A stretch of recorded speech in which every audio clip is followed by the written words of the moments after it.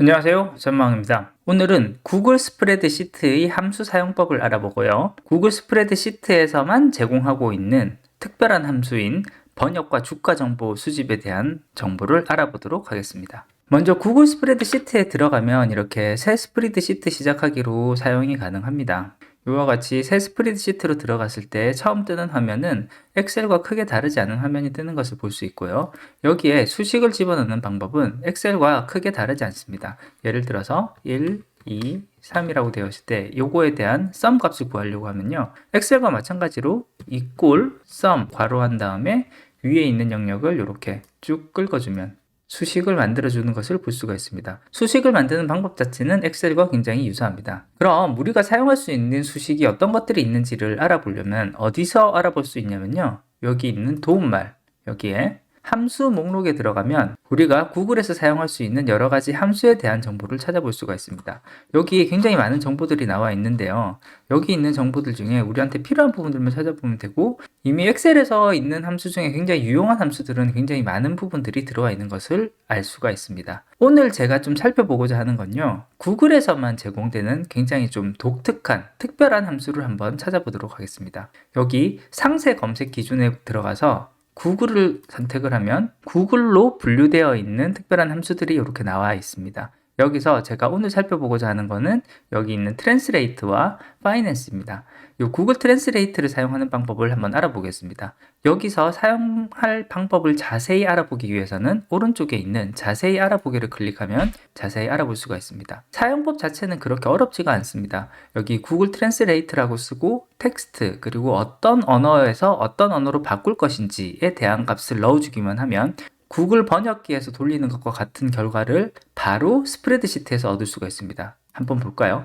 여기에 예를 들어서 구글 번역기 이게 될까요? 말도 안 돼. 이와 같은 문구를 집어넣었다고 했을 때 equal 구글 트랜스레이트 요거 선택을 하고요. 텍스트는 요 왼쪽에 있는 글자 요 글자를 하고 콤마 그 다음 들어갈 것은 출발어 한국어니까 KO 그 다음에 도착어는 영어로 EN 이렇게 한 다음에 괄호 닫고 엔터를 누르면 약간의 로딩 시간을 가진 다음에 바로 이렇게 영어로 번역이 되는 것을 볼 수 있습니다.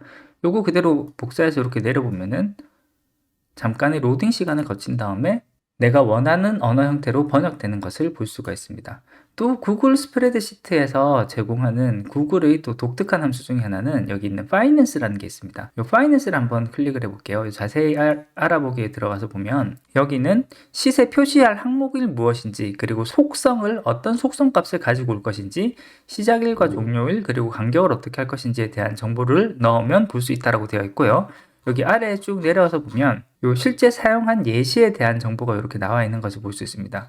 여기서 보면 어떤 종목을 보기 위해서 종목에 대한 정확한 코드를 넣어야 되는데 여기서 보면 나스닥에 구글에 대한 약자를 정확하게 넣은 것을 볼 수 있거든요. 그럼 우리나라 코드는 어떻게 볼 수 있는지를 한번 찾아볼게요. 우리나라 회사에 대한 정보 같은 경우는요. 예를 들어서 네이버에 대한 증권 정보를 찾다 보면 이런 식으로 뒤쪽에 여기에 적혀 있는 035420 이런 식으로 해당 종목에 대한 코드 번호가 따로 있습니다. 구글 스프레드시트에서는 이 코드 번호를 사용을 할 수가 있습니다. 그래서 035420 요것을 한번 볼게요.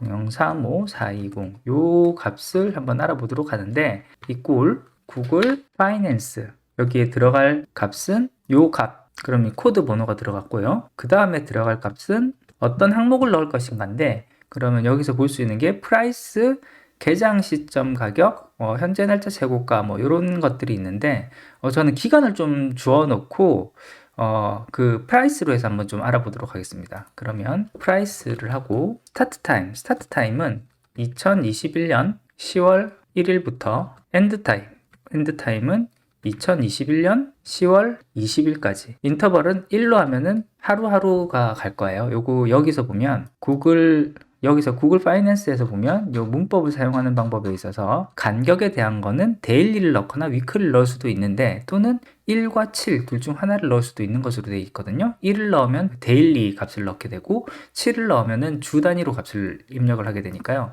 여기서 그냥 1로 한번 해주도록 하겠습니다. 그리고 괄호를 닫고 엔터를 치면 이 로딩 시간을 가진 다음에 지금 여기서 오류가 떴는데요. 여기 구글에서 요 종목 코드의 경우에는 0이라는 값이 한 번 더 붙어 있어야 되는데 여기에 숫자로 인식을 하다 보니까 0이 빠졌어요. 양식을 숫자가 아닌 텍스트 형태로 바꿔서 이 앞에 0 값이 꼭 들어가게끔 해줘야 됩니다. 여기는 서식에 숫자가 아니라 일반 텍스트로 바꿔주고요. 이 앞에 0이라는 값을 하나를 더 집어넣고 엔터를 쳐주겠습니다. 그러면 수식에서 다시 검사를 한 다음에 네이버에 대한 일별 금액 기준으로 금액값을 가지고 오게 되어 있습니다. 한 가지 좀 특이한 점 중에 하나는 한 칸에다가만 요 수식을 집어넣었는데 요와 관련되어 있는 값들이 수식이 입력된 칸을 기준으로 해서 필요한 칸만큼 이렇게 값이 들어가는 형태, 요런 형태로 수식이 적용된다는 것, 요거 이제 배열 함수라고도 하는데요.